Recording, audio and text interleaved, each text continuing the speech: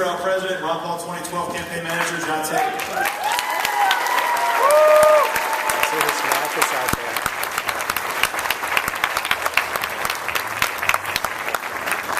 Thank you, Matt, and thanks everyone again for coming. I'm not going to draw this out. You all know who you're here to see. He's more than just a congressman from Texas. He's more than a presidential candidate. He is the defender of the Constitution, founder of Campaign for Liberty, Dr. Ron Paul.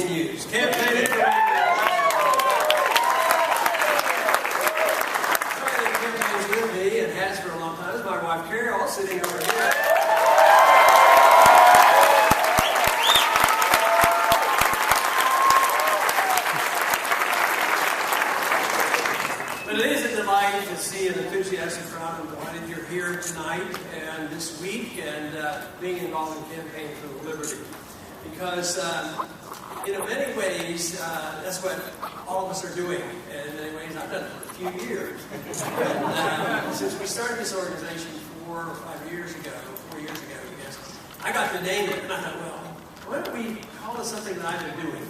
Campaign for Liberty. That's what we'll call it. So that type of campaign goes on for a long time until we win. And since the world is imperfect, we'll never have perfect liberty. But if we don't campaign for liberty, the other side is going to keep campaigning for statism and big government, and they are our enemy, and we must stop them.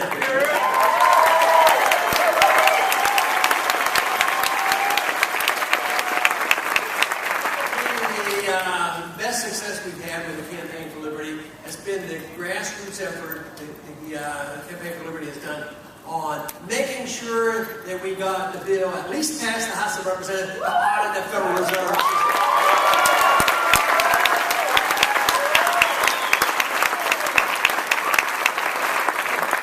Not only that, we're getting the legislation passed in the House, and who knows, we might still get the rest of it done in the Senate, but we don't know. But the more important thing is calling attention to the American people to the issue of monetary policy.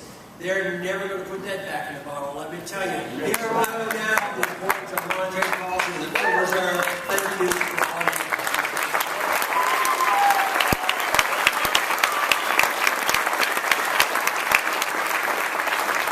you. Liberty is the issue, because if you understand liberty, you can apply it to whether it's civil liberties, foreign policy, monetary policy, economic policy. It's all very much the same. But in order to understand how the system works, you have to understand the monetary system. Because big government can't exist without a Federal Reserve. It just wouldn't happen, because Congress would have to pay their bills. And with the Federal Reserve, they're able to deceive the people, pretend that they are not being harmful, and delay the payment. And that's what this is all about. Now, Bernanke, this week as usual, and all the Federal Reserve chairmen that I've met always say when they get into trouble, they can't seem to be getting out, they say, well, Congress has to do more. Of course they should do more. They should do a lot less, is what they should do.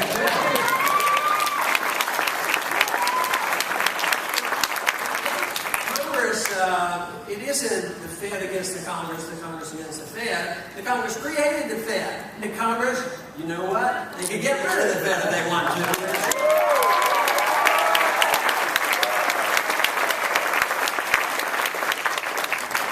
But if there are special interest groups, as there certainly are in this country, that support the warmongering going on in the military-industrial complex, and if they had to tax the American people to pay all the bills for all the just think in the last 10 years, the national debt went up over $4 trillion just for the wars that we have been fighting in the Middle East. And just look at the disaster in the Middle East today. 11 country embassies being demonstrated against with violence against Americans because for some reason they don't like us dropping drone missiles on their countries.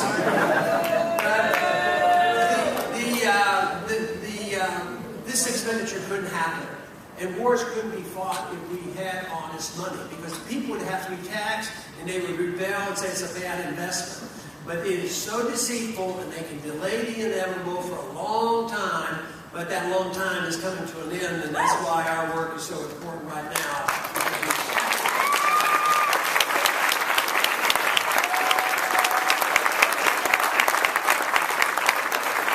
The same is true about domestic welfare spending. If you paid all the bills, people would rebel, and everybody would know how much it's costing.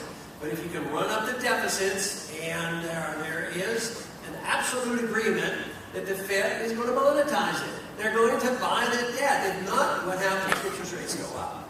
Well, they can borrow for a while, but there's not enough lenders out there, so interest rates would be higher, and this would be hard for the economy. But then all the pressure would be on the people and the Congress to cut the spending, and you let the people spend the money, not the government. Right. If you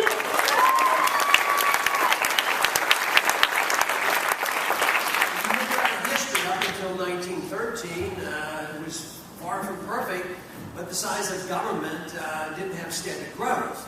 And it was the inevitably bad year of 1913 that changed, our history so dramatically. Bringing in the Federal Reserve, changing the foreign policy that said that we're going to make the world safe for democracy. We'll have to fight one more war to end all wars, and you know how well that has worked out. Create an income tax, and just think of the past 100 years. But as I have tried to say so many times, and certainly tried to point it out in Tampa, is it's all coming to an end, and we should be grateful that it's coming to an end.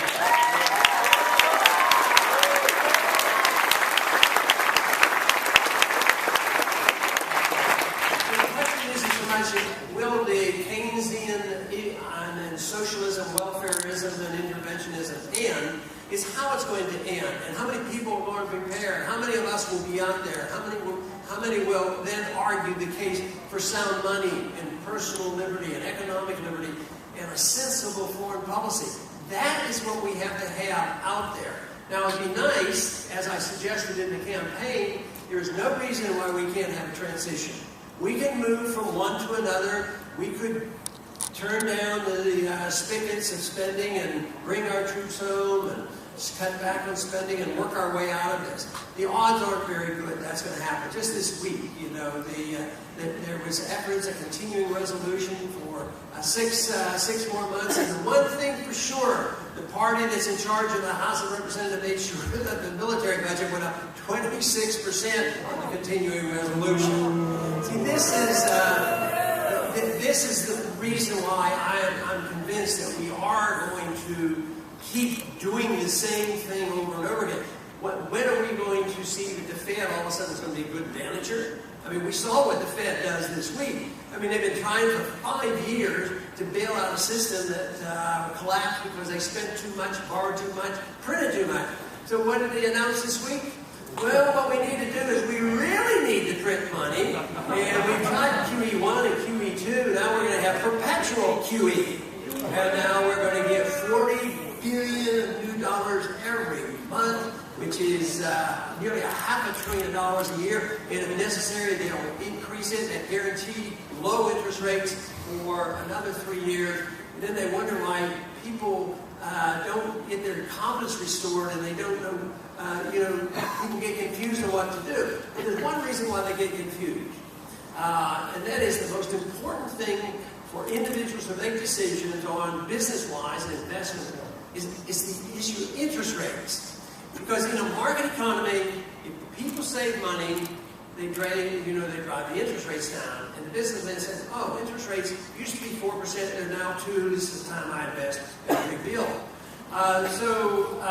What happens if nobody saves any money and interest rates are zero? And then you get really malinvestment. The money is printed, passed out to the banks for free, and then they can put it back into reserves and get interest paid from the Federal Reserve, or they themselves, or the banks, or the Federal Reserve buys debt. And there's no incentive to go out and invest in a risky economy, because the more the Congress interferes by passing more laws and not knowing what the tax code would be, passing socialized medical programs and on, people don't have their confidence restored. So this is the reason that we are going to go on like this. We do not know when it'll end. It could end soon. It could end later, a year, 2 or 3. Who knows? But I believe we're getting awfully close to this. Then this is where our efforts has to pay off, because the Campaign for Liberty is actually trying to get more people to not only understand it, but don't at least not be hostile to freedom. Because freedom, I was just going to go on and freedom.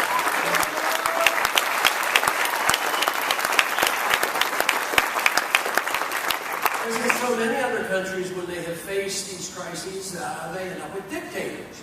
And we have more dictatorial and authoritarian governments than ever before. And not only do they tell you what to smoke and drink and eat, but they're telling you how big your Coca-Cola can be.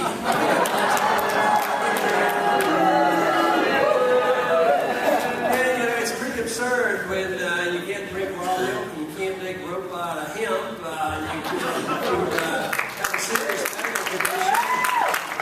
A serious medical condition that can be helped with marijuana, you get put in prison with your wheelchair and all. There's something seriously wrong.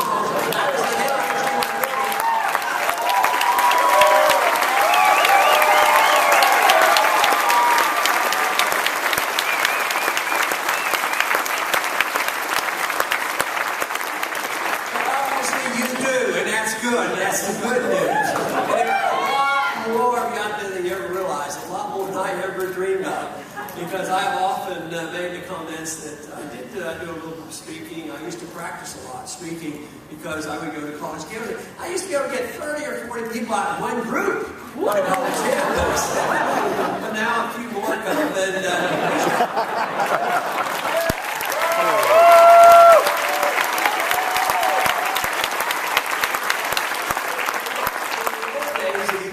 if you were running as a conservative Republican, you go to a conservative campus, you get a nice crowd on you, you get all the pluses. Hey, isn't it straight? But if you went to Berkeley and you ended up getting a big crowd, even the University of Texas, you'd say, hey, you're in Austin, you better be careful. But now, with the freedom movement, you can go to a conservative campus and get a large crowd out, and go to Berkeley and get a bigger crowd out.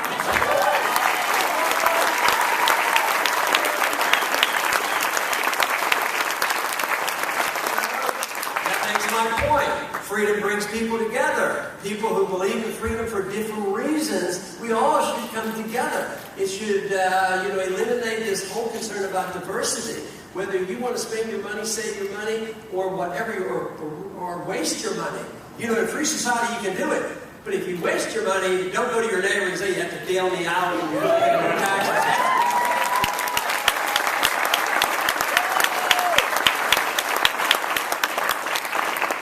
It truly does bring people together, and that's what I think is so magnificent about it. Not only on the money issue, we understand it on the religious issue. Americans are pretty good, except when they get angry at certain groups and they have to bash them and say, well, they're the cause of the war and all this kind of stuff. But in religion, we have so many different religious beliefs, and we have people. Guess what? In a free society, you're even allowed to be an atheist, and we don't put you in prison for that. What we believe, it is the thing that you're allowed to believe. And the other important thing is when you legalize freedom, whether it's personal habits or economic habits, you don't endorse what the people do. And that's a big difference. A lot of people will come up to me and say, well, I agree with you, and this drug war is horrible, it's all this bad. But I can't endorse, people doing those things, to their body. We have to protect them against themselves. I would think the politicians and bureaucrats know more about protecting you against yourself than they do themselves. I said, that doesn't work. And this whole notion that we have to depend on the government to tell us what our habits should be. But if we allow people to make these decisions, in economics it's easy, in socially, in religious sense, the First Amendment, it's a philosophy of tolerance. But tolerance is not endorsement. And if you get to keep all your own money and you gamble away and lose it, that doesn't mean I endorse gambling. Well, like I said, though, if you have a lifestyle that punishes yourself and you suffer from it, you cannot use force to be taken care of by other people. You have to suffer the consequences.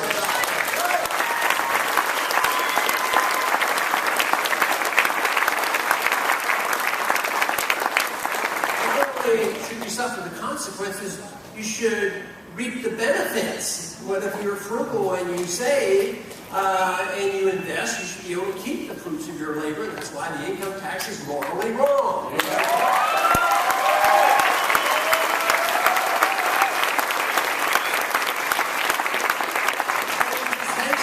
With the governments that we have now and put up with for so long is, instead of being the protector of private property, they destroy the concept of private property. Instead of protecting and enforcing contracts, they interfere with the contracts and put force on it and manipulate things. So this, they're working perversely. The Constitution, as well as the Coinage Act of 1792, is don't counterfeit. It's a serious business. But what do we have? We have the Federal Reserve as the chief counterfeiter of the world. Then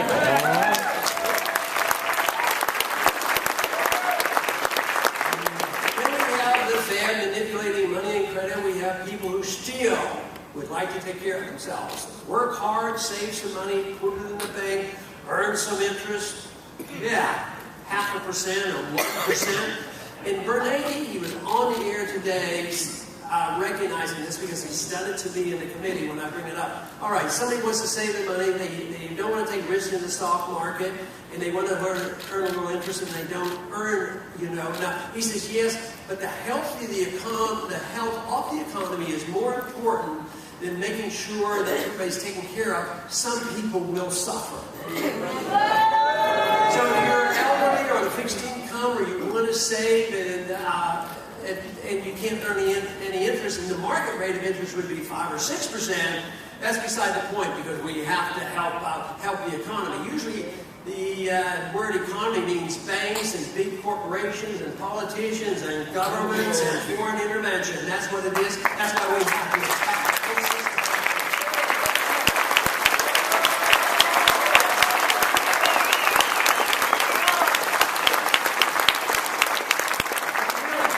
Is that a lot of people are hearing this message. You have helped to spread it. The internet spreads it. You have had numerous speakers here. The Congress, I was kidding the other day, but it's true,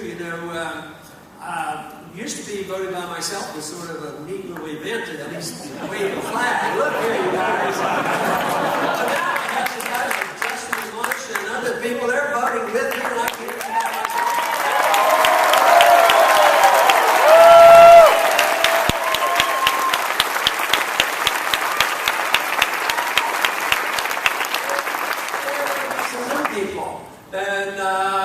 It won't be fast enough. We have to keep doing it, but setting a standard and setting a record is very, very good, because people are watching and they will be encouraged. And this is why, no matter if we can get the good people in Congress, they have to be principled and stick to their guns. We have to keep working with the Campaign for Liberty. We have to change people's minds.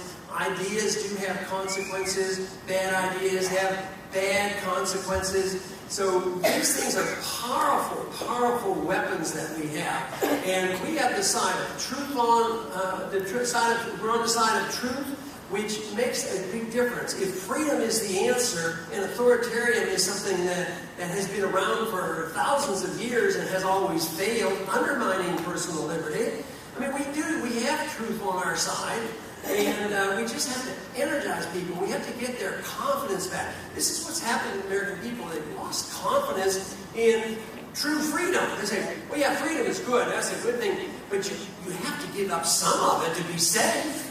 You know, how can you have a safety net? And how can you be protected against the terrorists if we didn't have TSA? I think that's a little bit confused thinking, and I think more Americans are beginning to understand this. But private property would solve all that problem at the airport. The people who are supposed to provide the security are the airlines, not bureaucrats that belong to labor unions.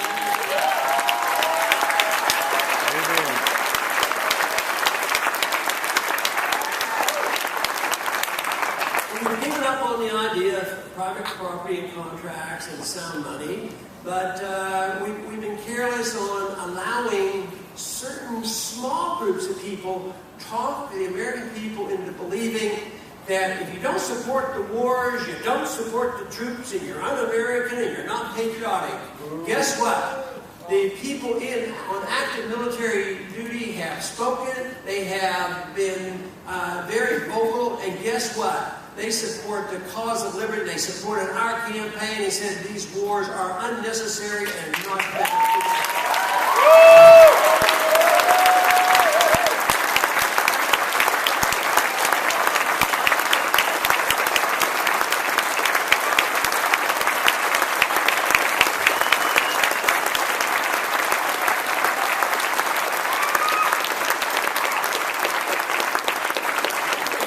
Of course, a very good reason to just bring them home. Bring them home.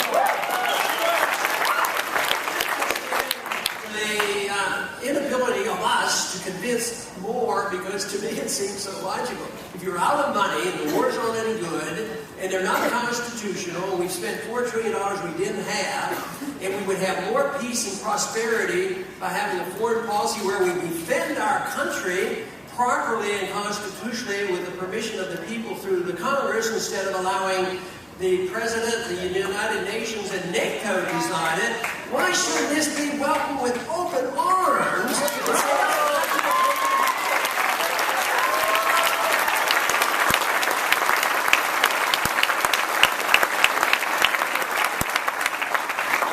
So the rule of law has been, carelessly taken care of. We don't really follow it. Nobody, not many at least, really care about the Constitution in the Congress. I mean, they take the oath of office, but the worst part about it isn't that they don't follow the Constitution, which is horrible, but they believe they're following it. I mean, they